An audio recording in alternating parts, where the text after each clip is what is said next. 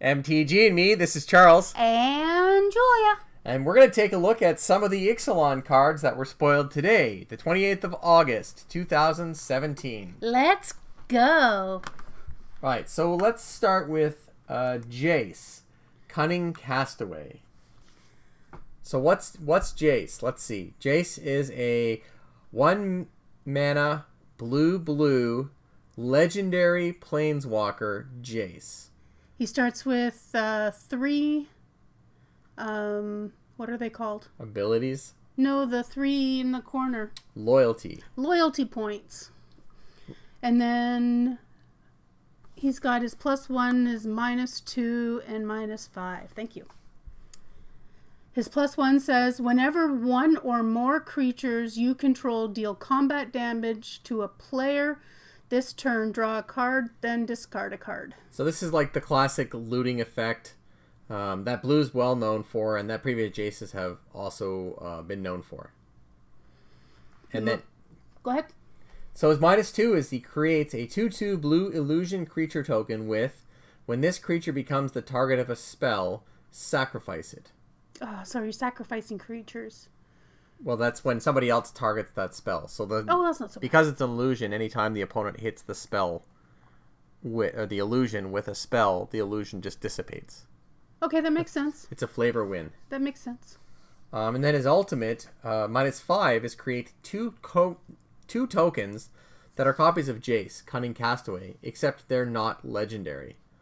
So I'll talk about this for a second. This really highlights one of the changes that was announced today as well, in that all planeswalkers going forward and previous planeswalkers will now be legendary planeswalker and then their creature type or name.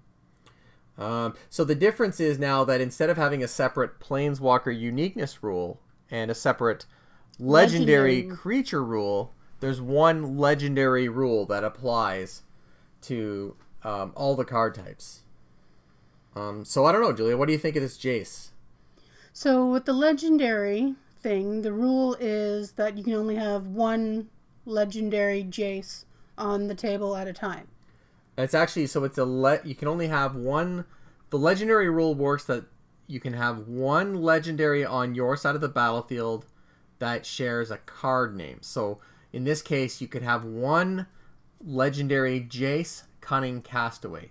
How the Planeswalker uniqueness rule worked is that you could only have one Planeswalker with the subtype associated with his name. So all Jace Planeswalkers, for example, are a Planeswalker Jace. Gotcha. Okay. So now, for example, if there's more than one Jace in Standard, or in Moderns are probably the best examples, there's always multiples, you can actually have one of each type of Jace out on the battlefield. Oh my gosh. Yeah, so I think it's going to be interesting. I don't know what the implications are now with regards to like Super Friends builds, or there was a hilarious Saffron Olive all Gideon's deck a couple months back in Modern. Well, now he doesn't actually have to sacrifice the other Gideons to get his new Gideons out. He can just have all Gideons.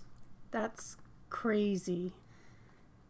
That has a lot of unique implications and possibilities for future Modern and Legacy, even in Commander. Yeah, I think it's going to be interesting for like Commander Super Friends or something, because you can run multiple types. Yeah. Oh, this could be really fun. You know what I realized we didn't do before? I didn't introduce you as like the inexperienced player, the casual inexperienced player. That's true. Yeah, so Julia's a casual player. So we play Magic at home a little bit, and she'll come to like pre-releases or occasionally game days. We build a deck for her, and she has a little bit of interest in Commander at the casual kind of tribal level. Yeah, I don't know a lot about the intricacies of all of the rules and stuff, which is why Charles helps me out quite a bit. So otherwise, like my thoughts on the Jace Cunning Castaway. Yeah, it's interesting. It's a reasonably costed planeswalker. I think it'll be fun to play. I like that he starts off with his 3 loyalty points, and then you only have to +1 him twice to get his ultimate. Yeah, to get the ultimate, where you create copies of them. And in fact, the copies will come out with 3 loyalty on them. Yeah, and then you can +1 each of them. Yeah, so if there's ways to cheat because the loyalty counters are basically counters, there's some other cards in Standard that'll let you cheat counters onto a permanent. So this one actually may just spiral out of control to a board full of Jaces. Now, the flip side is his -2 only creates a 2/2 blue illusion creature, and his +1 relies on you being able to get a creature through for damage. But I think we're going to see some shenanigans associated with this Jace. And I think he needs a new shirt. Yes. Okay.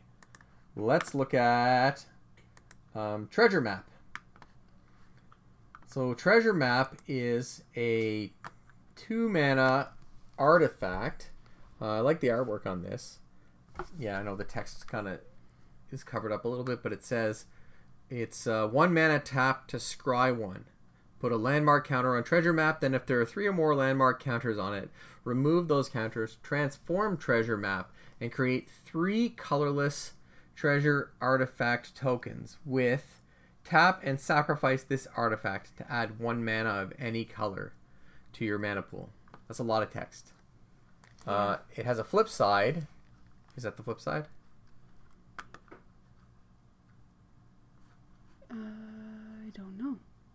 Yeah, let me see. So transform it and create tokens. All right, so the flip side is it becomes a... Actually, I really like that. Treasure Cove. So Treasure Cove is a land.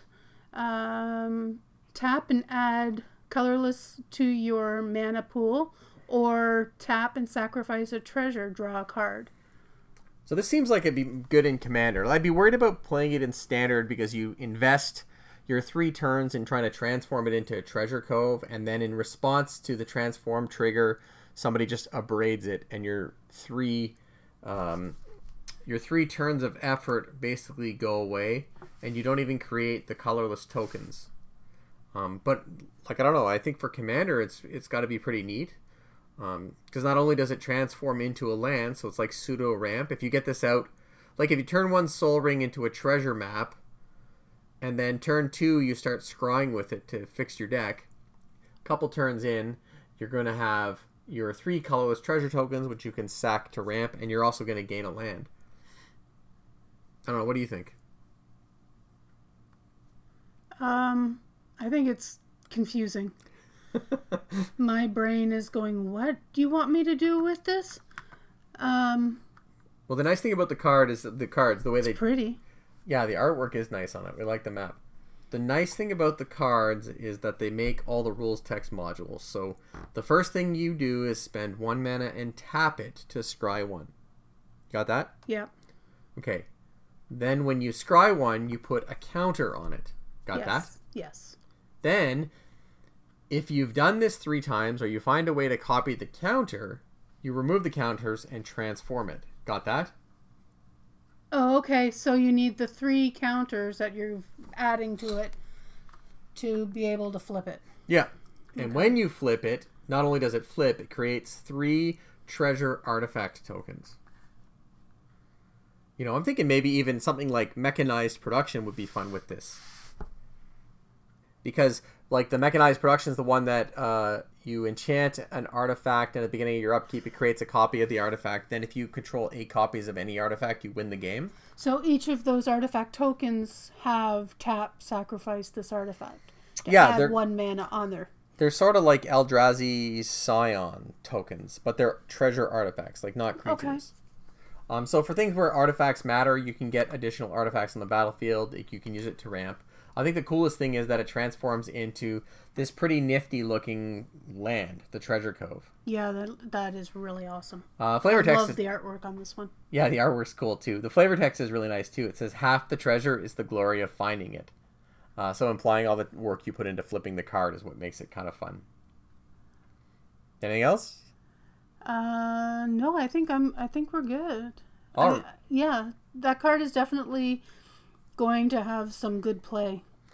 I think if anything, the last thing I'd like to say is the back card. People are either going to love or hate the card frame. I actually like it. I think it looks really neat. It's very flavorful. I like the scroll. Yeah, it fits very well into sort of the I don't know how to call this. This is like a medley of the Caribbean, dinosaur, Mesoamerican culture kind of thing. It's very Pirates of the Caribbean. And if anything, it is, yeah. And if anything, like these kinds of cards make me think this set might be more of the spiritual successor to the original Zendikar than Battle for Zendikar was, because like the concept of digging for treasure and adventuring, it seems to be kind of pulling through in a lot of areas here.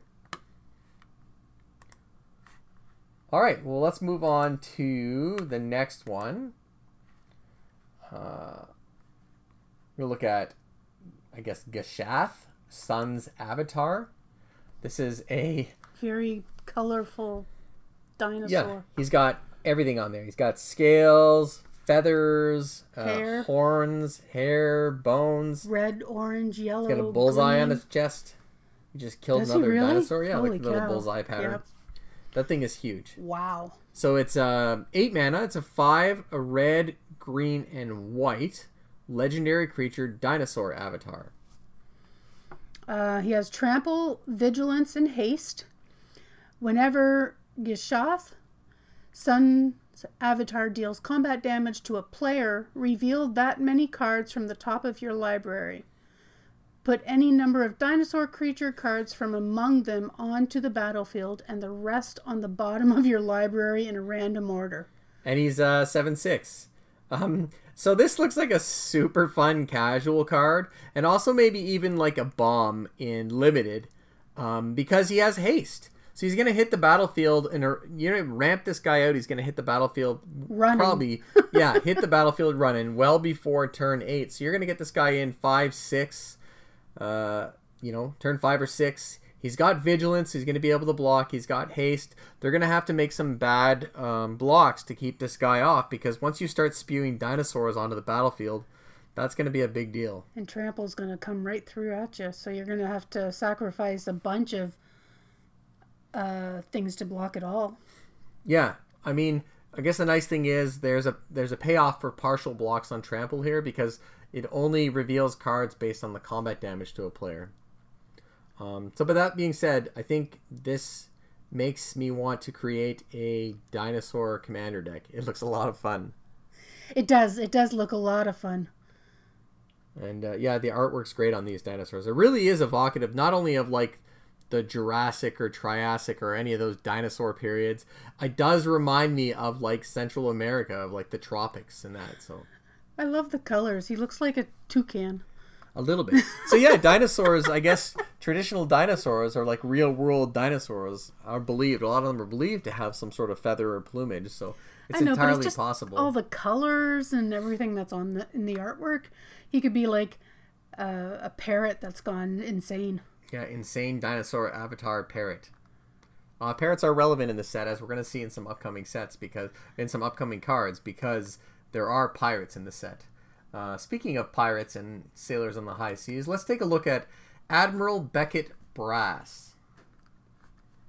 Legendary creature, human pirate.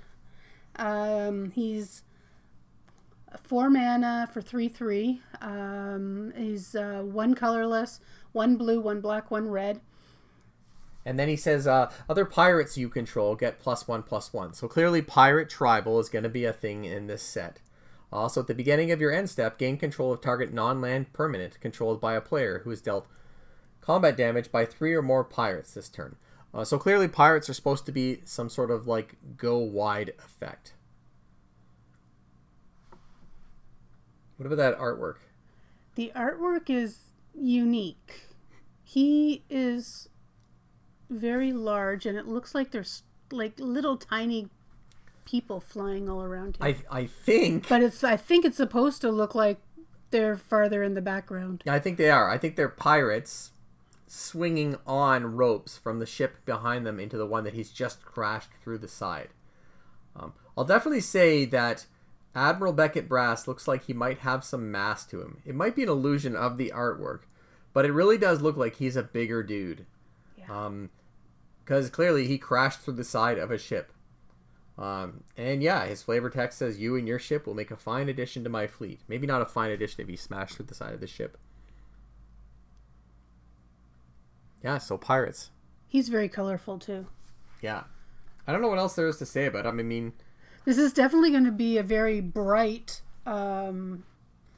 set with all these cards. It's not going to be as dark as previous sets that have come out, so which will be good because it's definitely the colors and everything will be very. I think the colors vibrant. Are, in a way, they're kind of evocative of like the Kaladesh and Aether Revolt cards were kind of bright, but then we did have like Eldritch Moon, Shadows of Innistrad was quite dark, and Zendikar, Battle for Zendikar, and Oath of the Gatewatch. I mean, the Eldrazi shards, it was over everything. You know, the Bismuth, those effects, it was really drab. It wasn't quite as like Technicolor as this. And I think this is a fun card. I think it's going to be fine. It looks like probably a build around with Pirates. Especially because of the secondary effect, like gain control of target non-land permanent. It's not a temporary gain control either. It's gain control of it. So if you can get 3 Pirates through to damage your opponent, you can gain control of their permanents, of a permanent, which is pretty good. And Admiral Beckett doesn't even have to be attacking. So I think this is, like, if you could build a Pirate Commander deck, which clearly we're going to try now, it's going to be probably the best commander for that kind of thing. Are there other pirates beyond this set? Oh, there's got to be other pirates. There definitely are. Like I'm sure there's some from like Weatherlight or even wasn't Kari Zev Skyship pirate or whatever. Kari Zev was a pirate, I think. There's other pirates. Like there has to be. I'm sure pirate tribal's a thing. It's probably not a really well supported tribe, but they've got to be out there. Okay, so let's look at Hostage Taker. Okay, so yeah, before I read this rules text here, I read today that this rules text was already errated. So it says, when Hostage Taker enters the battlefield, exile target artifact or creature until Hostage Taker leaves the battlefield. You may cast that card for as long as it remains exiled, and you may spend mana as though it were mana of any type to cast that spell. So I think what the errata says is that it has to be target artifact or creature your opponent controls. And this is relevant because as the rules are written now, Hostage Taker can theoretically take itself hostage, and then you can cast it. No, if it takes itself hostage, it leaves the battlefield and then returns to the battlefield because it's left the battlefield targeting itself. Anyway, it's really broken the way that the rules text is written now. But that being said, like the effect is still pretty neat. Like you can basically steal your opponent's creature or artifact from the battlefield and then cast it from exile so it's your own. And it's another pirate. And it's another pirate. He's also this one's a she. 4 I think it's a she, yeah. It's definitely a she. She. So she is 4 mana for a 2/3, 2 colorless, blue and black. So different colors than Admiral Beckett Brass. Yeah. So it gives you a little bit of a mix. There's a looks maybe like an Asian inspired pirate behind her there. What do you think of the art style? I mean, it's definitely different. Still really bright colors in that. I like the bright colors. Yeah, it almost has like a watercolor type effect to it. Like it looks very That's true. Soft, maybe less CG. Like a lot of the stuff in the recent sets, like since Julie and I have started playing, has kind of had like a CG quality. Like I don't know how to describe it. It looks like it's computer art. Like I wouldn't be surprised if this art was also created on the computer, but clearly they're applying some sort of effects that soften the image slightly. Okay, well, let's move on. Let's look at Kopala, Warden of Waves. So this is a 2/2 legendary merfolk wizard for 3 mana, 1 colorless and 2 blue. Spells your opponents cast that target a merfolk you control cost 2 more to cast. Abilities your opponents activate that target a merfolk you control cost 2 more to activate. I guess the flavor text has sounded cheesy. It says, I know these waters better than you know yourselves. But hey, it's a legendary merfolk, and that's a pretty neat effect. So I'm not so familiar with modern or legacy merfolk other than knowing they are, like tier 2 plus decks, and there's some people have a loyal following. But this guy seems pretty powerful, again, in a tribal merfolk build. Yeah, I'm not even sure exactly Like, I have to read this over again just to be able to be clear about the text there. Sorry. It's okay. It's spells that your opponent cast. So spells, that's like anything. Any spell your opponent casts that targets a merfolk you control. Okay. So if they try to cost 2 more to cast. Exile it, if they try to enchant it, if they try to deal damage to it with a spell. Exile is an ability, though, isn't it? Well, the exile is the ability, but the spell can exile something. Okay. So anytime you cast... So like a sorcery or an enchantment. A sorcery, an instant, or an enchantment, yeah. Okay. So basically any spell that would target it, you have to pay an additional 2 mana. And then the abilities are the ones off your creatures and stuff that are on the table. Yeah, so activated abilities that have a mana cost. Because these are like abilities your opponents activate that target a merfolk will cost 2 more. So you have an ability that's just tap.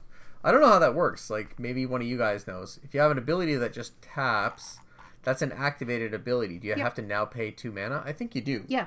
Yeah, that's how I read that. So that'll be interesting. I mean, the art is a little bit darker here, but I think it's because of the aesthetic they're going for. There's definitely a lot of vibrant colors in here still. Yeah. And but it's... stormy seas. I mean, stormy seas, yeah. I like the way the water is drawn? Thrown around. Yeah, Yeah, because it doesn't even look like it's drawn on. It looks like it's... It kind of reminds me a little bit of like John Avon lands, because you can see the sun kind of popping out of the back through the clouds. Yeah, but it's not as brilliant as John Avon's. Not quite as bright. It doesn't draw you in as much. Not to say that the artist isn't talented, because clearly they are. Yeah. Oh yeah, it still looks beautiful. Okay, well that's Kopala, Warden of Waves. This gives me a hunch that we're probably going to run into some more merfolk. All right, so now we've got Revel in Riches. This is they look very happy. A black enchantment for 4 colorless and a black mana. Whenever a creature an opponent controls dies, create a colorless treasure artifact token with tap, sacrifice this artifact. Add 1 mana of any color to your mana pool. And at the beginning of your upkeep, if you control 10 or more treasures, you win the game. Here you go. Here's a second win condition for mechanized production. This sounds like... I remember Saffron Olive saying something like, when you want to build one of these fringe decks, the against the odds decks, that you're really looking for a critical mass of the effect and then the supports necessary to try and pull it off. I think what this does is basically give you the option of running 8 mechanized productions. Mind you, these guys, Revel in Riches, are a little bit worse because you have to have 10 treasures. And mechanized production will give you a win on 8 artifacts in general. But it sounds like a stupid deck that I'm going to probably try and run at like one of the standard showdowns or Friday Night Magic. Of course you are. Yeah. And that art is weird. I mean, that pirate is literally just throwing gold all off the eagle's nest of the ship. She looks happy. She does. And it's still got a little bit of that weird art style too. Like it is very, I don't know how to describe it, wispy. Yeah. It's pretty. It's bright and cheerful. Yeah, it's nice. This looks fun. For a black card. For a black card, especially. Bright, yeah, it's bright and very cheerful for a black card. Does this make you consider running black? This would be the only black card I would ever run. Okay, let's look at Ripjaw Raptor. Okay, so this is a dinosaur ripping the chest plate off of a conquistador-looking guy. So this is a 4 mana, 2 colorless, and 2 green dinosaur creature with power of 4, toughness 5. Oh, and we have a new ability, or what is that?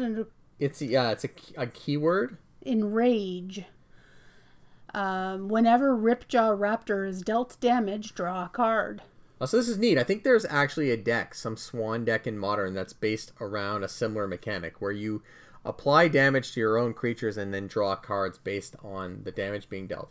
If you can find some way to recur a small amount of damage, like pinging damage off of this guy, you could draw several cards a turn off of that. So that's kind of neat. Probably slots right into the Dinosaur Tribal deck. It's pretty big, a 4/5 for 4 with an upside. Yeah. Yeah, getting that extra card can be very strategic late in the game. Yeah, see that flavor text? Raptors are clever enough to tear away a hard metal shell to get at the tasty morsel inside. So in this case, that poor conquistador is one of the tasty morsels. And that is a very feathered raptor. It's very purple and pink. It is. He really does look like the thing in Nightmares.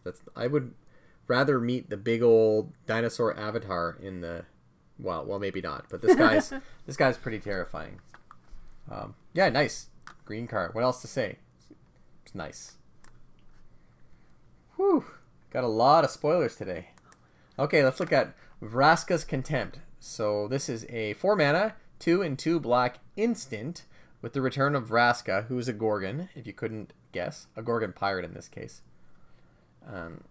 Exile target creature or planeswalker, and you gain 2 life. So, yeah, a little bit... Self-explanatory. So, what is this? This is, there was a planeswalker removal in Battle for Zendikar, I think. I forget his name, but it's 3 mana. I mean, this is instant speed. You gain a little bit of life. I don't know if it's better. It's, I mean, it's a story card. It's fine. I would probably draft it. If I saw it in draft, I would probably take it. I mean, a 4 mana instant exile effect is pretty relevant. Oh, it is a rare. It is, yeah. The ability to exile a planeswalker in addition to a creature is pretty good too, just as a Hail Mary. And, yeah. It's one of the few cards that Vraska has appeared on, so there's that too. Not much more to say about this one. I like the art again. It looks like there's some ships burning in the background. Oh, I get it now. She's a Gorgon. He's turned to stone. Yeah. Yeah, it makes sense. He almost looked like a ghost at first. Okay, let's move on. Star of Extinction. Oh, wow. Okay, so this is a sorcery for 6 mana. 7 mana. So, sorry about that. I miscounted. For 7 mana, 5 colorless, 2 red. And then it says destroy target land. Star of Extinction deals 20 damage to each creature and each planeswalker. Gasp. So this is a big splashy card. Yeah. 7. This is pretty much end of the world. I think that's the intent. I mean, you can see the comet coming down. This is the extinction level event. And in fact, the quote says, "The visions haunt me. I see the end of the world brought on by the search for the immortal sun," by Shaper Pashona. So, yeah. I mean, the thing is, like, this is a fun, splashy card. Like, I think that's why you like it, Julia. Because it's big. And it's very big. 20 damage seems like a lot. Yeah, it's also going to be, like, my nightmare card, too. I think you're not going to see it that often. It's not going to get a lot of play. It might get play in Commander. I think it's playable in our Battlecruiser Commander type games that we play. I don't even know if it's a competitive Commander card. Like, 7 mana is a lot of mana for a spell. Now, yes, it is, but you're destroying a land, and each creature and each planeswalker is taking 20 damage. You're not splitting 20 damage between all of them. They're all getting 20 damage. Yeah, it's true. And, like... that can pretty much board wipe. Yep, except it's not going to hit indestructible creatures. Well, it hits indestructible creatures, but it doesn't kill them. It doesn't hit the opposing player. So, I mean, there's that. It's pretty much board wipe. It could just as easily read, it deals 5 damage or 7 damage, and it would be basically the same thing. And that's technically each creature and planeswalker on the board. So that's literally a board wipe. That's both players. It's not just your opponent. No, it is. It's everybody. Everybody gets this board wipe. But that being said, I mean, it's 7 mana for a board wipe, and we often see, like, at least in the competitive formats, like, even 6 mana board wipes are not so good. Like, the gold standard for a board wipe is something like, I think, Wrath of God, which is 4 mana. Yeah, but depending on... because I've had games where we've each gone back and forth and back and forth and back and forth and haven't attacked each other, and we've got like 30 cards on the table each, still waiting to see what we're going to do, and like this is like, okay, this is just, let's just start over card. I like it. You know why I like it? Because it's a very Timmy approach to it. You're just like, you know what? The board resets. Yeah. And I think that's what it is. I mean, it's a splashy card. I think new players will be like, wow, this is an awesome card. And the art's pretty cool, and yeah, flavor text is good. I mean, it is sorcery speed. I like that they tack on the destroy target land. That's not irrelevant. Because if you think about combining the effects of a destroy land... you still get to keep your lands and your mana on that one, too. It's just creatures and planeswalkers. And, like, traditionally land destruction effects are about 3 mana. More recently in standard formats, it's like 4 or 5 mana just for a land destruction, which is probably why it doesn't get played that often. But if you combine them together, I mean, it's I guess, reasonable. It looks so fun. You're also keeping your artifacts, unless they're artifact creatures. Yeah. Right? So, and you're keeping your enchantments. It's just creatures and planeswalkers. So it's not a complete board wipe, but it's pretty darn close. But it's definitely getting those extra planeswalkers off the table. All your extra token walkers and token walkers. Token walkers. I think that's funny. I think that might be your one application, Julia. If somebody decides to try and chain together multiple Jaces, you can Star of Extinction them. Yeah. Otherwise, I mean, it looks fun. I'm going to want my 4 copies of it. I just don't think it's going to get played a lot. I'd still draft it in draft. I'd take it in draft for sure. I think it's going to be one of the ones that I like. Yeah. Okay. Unless people play it on me. Yeah. All right. So then we're going to go to Arcane Adaptation. And this is a 3 mana, 2 colorless, and a blue enchantment. Arcane Adaptation enters the battlefield. You choose a creature type. Creatures you control are the chosen type in addition to their other types. The same is true for creature spells you control and creature cards you own that aren't on the battlefield. So what's neat about this is it's really mana efficient. It's only 3 mana for an enchantment, and it affects everything. So if you're playing a pseudo-tribal deck and you want those tribal buffs, like pirates, for example. Let's say you draft pirates, and you're only able to get a few pirates, but you happen to snag an Arcane Adaptation. If you get that Arcane Adaptation out on the battlefield and stick it, every creature you cast is also a pirate. So that's pretty cool. Now, this guy, the artwork's kind of weird. He looks kind of crazed, like he's swimming underwater and able to breathe water, and maybe that's the point. Maybe he has adapted himself to be a merfolk. Yeah, so neat card. His eyes are creepy. They are they're full of chlorine.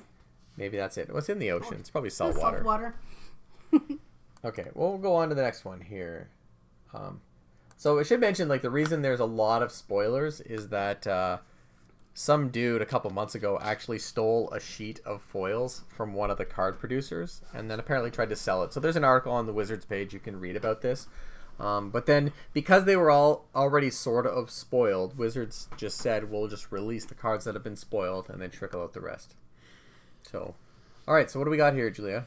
Herald of Secret Streams. It's a 4 mana, 2/3 merfolk warrior. 3 colorless and 1 blue. Creatures you control with +1/+1 counters on them can't be blocked. You might as well just try to stop the waterfall. I think this is really neat because, like, something like the green-black snake decks, which will still be a thing in standard when Battle for Zendikar and Shadows rotate, could splash blue for some counter magic, and then you get this guy, and then all of a sudden Herald of Secret Streams resolves because you're holding up counter magic, and all of your stupid big creatures in green and black just swing through and kill you. Or kill your opponent. I like that.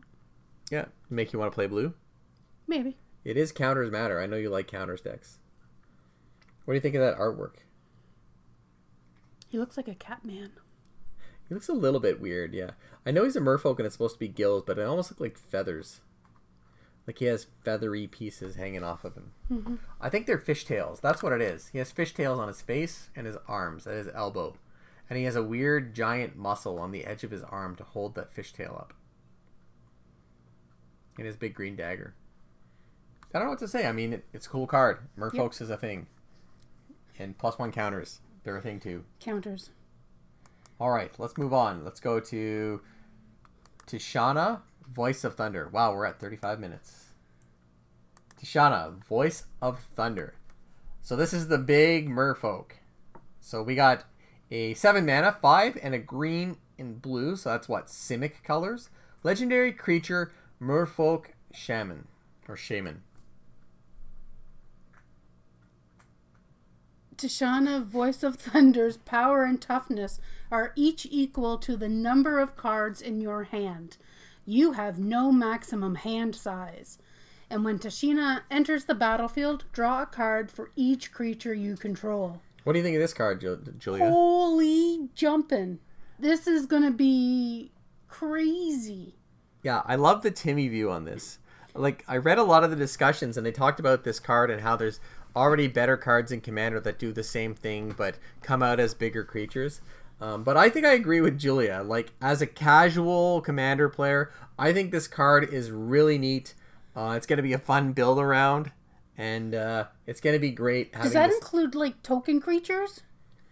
It's each creature you control, yeah. So if you can generate token creatures, cow. You draw a bunch of cards. So, like... And then he's going to be that amount of cards, power and toughness. Yeah, once you draw all the cards. So if you have 12 cards in your hand, he's a 12-12. He's a 12-12, yep. It's pretty neat. She is, I guess. But I guess still. Probably a she, yeah. Holy jumping. Yeah, I like it. Once again, I like this one. I think it's a bomb.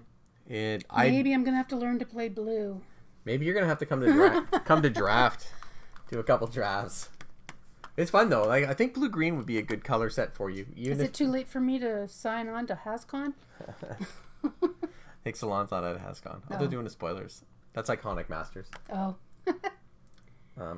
Yeah, it's big. The art's bright again. We get another merfolk. It's kind of weird that she looks more fish than person. Like, it looks like she has merfolk. Feet. These merfolk have feet instead of tails. It's kind of weird. It's because they're on land fighting. Okay, so let's look at this one. Ashes of the Abhorrent. So this is a 2-mana, 1 colorless, and a white enchantment. Players can't cast spells from graveyards or activate abilities of cards in graveyards. Whenever a creature dies, you gain 1 life. I like this one.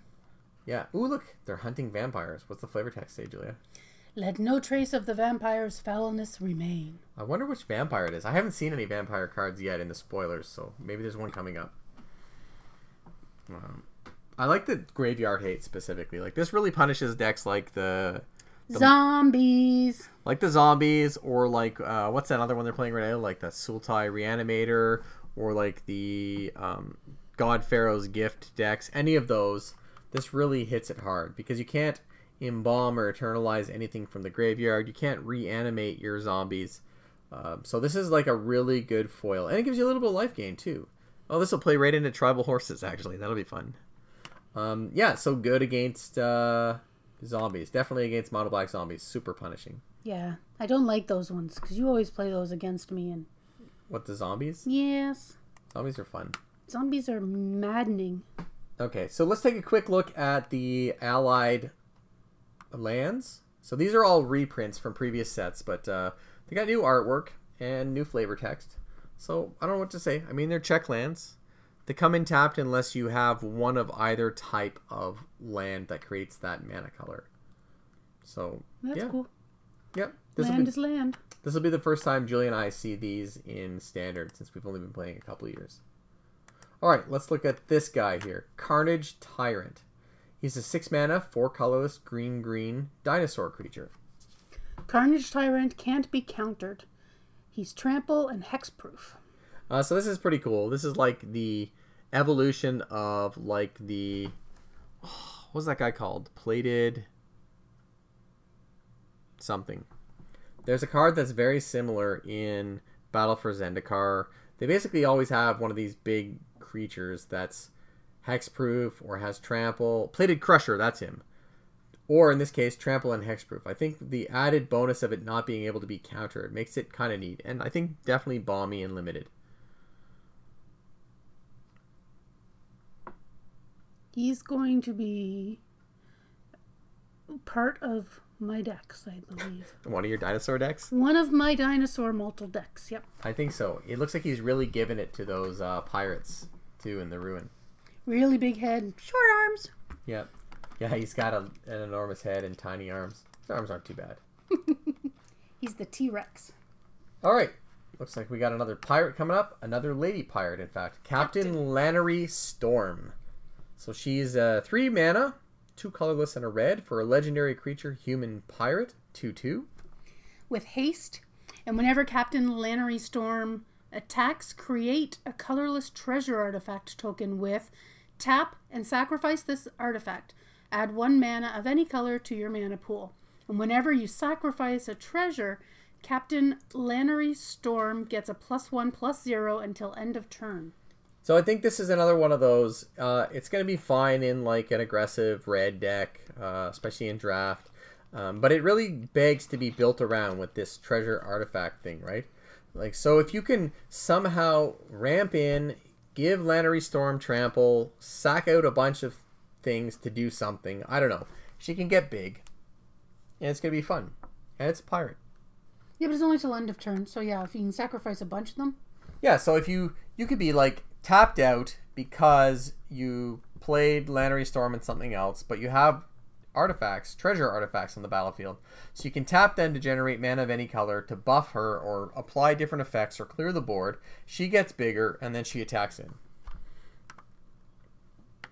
I can see that. I like that a lot.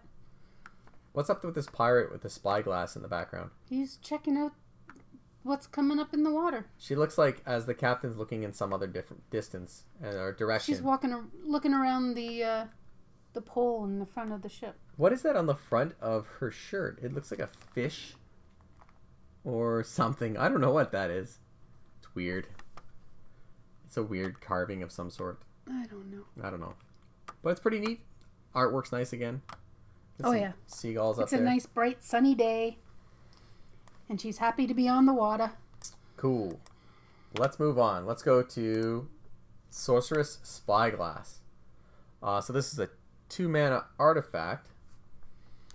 As Sorceress Spyglass enters the battlefield, look at an opponent's hand, then choose any card name. Activated abilities of sources with the chosen name can't be activated unless they're mana abilities. So this is, I guess, sort of like a, I don't know, like a pithing needle or something, like that kind of effect. Because you get to look at your opponent's hand and then basically say, once they cast that, so you'll be looking at cards that can do things once they get on the battlefield. Once they cast that, they can't activate their abilities. So, like, if you have something like tap to give something haste, or tap it to make it block some creature, or tap it to force some creature to attack, you can just basically turn that off. I don't know. I don't know if it's any good. I don't think that it is very... oh, my brain's not working. Would you play it? No. Okay. Is it because it's confusing? It's not necessarily confusing, but it just adds one more element that I don't necessarily want to deal with when I'm already dealing with a gazillion other elements on the table or in my hand. I guess it's also interesting that it doesn't do anything other than what it does that first time. I guess, no, it maintains the second ability, but other than that, it doesn't do anything. It just sits there. So it's just a 2-mana artifact that removes your ability to activate a permanent if you happen to have it in your hand. Yeah, I agree. I don't think it's great. Artwork's kind of neat. Spyglass is cool. This one looks a little more computer generated, I think, than some of the other art. Still nice, though. You got wispy clouds. Alright. Let's look at Settle the Wreckage. So, what's this one, Julia? It's a 4-mana, 2 colorless, 2 white instant. Exile all attacking creatures target player controls. That player may search his or her library for that many basic land cards, but put those cards onto the battlefield tapped, then shuffle his or her library. I like this card. I think it's really neat for a couple reasons. Not only because it can save you in a Hail Mary play. You know, your opponent has an empty hand. They're attacking with everything. It doesn't really matter if you put more lands out. Like, at that point... their attacking creatures are exiled. Yeah, so you they're get not rid of going to their get them back. creatures. And they don't Anyway. have other stuff to cast. Now, the one that I like is... What if you decide that you have a bunch of tokens or junk like little creatures that are no longer useful to the board state, right? Like you're basically just chump blocking with them, but you need to be able to ramp out something bigger. You can use this as a pseudo ramp spell, and then it can become a really efficient ramp spell. I mean, it's only 4 mana at instant speed. If you're attacking with 3-4 tokens, you could be putting out 3-4 tapped lands that turn. So like, you know, next turn 5, all of a sudden you have 8-9 mana on the board. I think that's pretty crazy, and I think that's how I play the card if I get a chance to play it.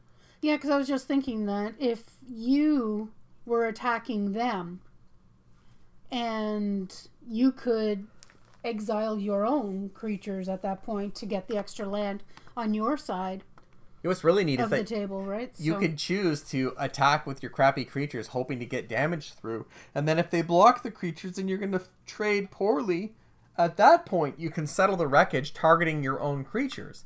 So your creatures, I mean, they're going to die anyway and they're not going to kill the opponent's creatures, but at least you get ramp out of it. Yeah, I think get that extra land. I think it's good. I think in like your commander deck, Julia, the like the green-white tokens and +1 counters deck, I mean, you can generate a lot of cat tokens in that, and then you can just zap them out to ramp into something bigger. I think it's going to be a fun card. Yeah, because you won't get any landfall on that for... Well, not in standard anymore. Yeah, because So, landfall's it's like a gone. rotating mechanic. Yeah. Okay, well, let's move on to Tocatli Honor Guard. Here's our Mesoamerica really coming out. So this is a 2 mana, 1 and a white human soldier creature with power 1, toughness 3. Creatures entering the battlefield don't cause abilities to trigger. So this basically kills Panharmonicon. I think that's why it might see some play in Commander, because you can turn off all sorts of weird Panharmonicon shenanigans. I think there's probably other cases where you're going to want that. In fact, any enter the battlefield triggers, which I don't think we've seen that many on these other cards yet. But if there are a bunch of ETB triggers in Ixalan, you can play Tocatli and basically shut them down. The artwork reminds me of the Disney resort. Yeah. Which one is it? It's the... Coronado Springs. Yeah, Disney's Coronado Springs in Florida. Yep. Neat. Okay, let's move on because we're getting a little bit long here. We'll go to Shaper's Sanctuary. This one looks like something you might play, Julia. It's 1 green mana enchantment. Whenever a creature you control becomes the target of a spell or ability an opponent controls, you may draw a card. Yeah, that's cool. It's only 1 mana in an enchantment deck. I think, especially if you're playing some sort of enchantments matters deck, like this, I'm sure this is going to see some play in Commander. I'd play this in decks in Commander. Yeah, I think that it will be very handy for that extra card draw, having that extra card, especially mid-game. If your creatures are targeted, you're going to get that extra. Yeah, even if your that creatures extra card, right? Even if your creatures are targeted by a spell or ability, even if they die, at least you draw a card off of it. Yeah. And that's relevant. And the artwork's, I don't know how to describe it. It looks like little elves. Yeah, it's sort of creepy. I don't know what they are. I think they're merfolk because of the feathers, or we call them fins. Yeah. Colors are kind of neat. It's a little more muted, but it's like, I think it's supposed to represent like the undergrowth of the tropical islands. Neat. Yeah, neat. 1 mana. I guess so we're going to wrap it up. I was planning to do spoilers for all of the Ixalan cards, but it looks like they ended up spoiling way more than I was expecting. So we got to be, what? We're 20-something cards in, and there's probably at least 15 more.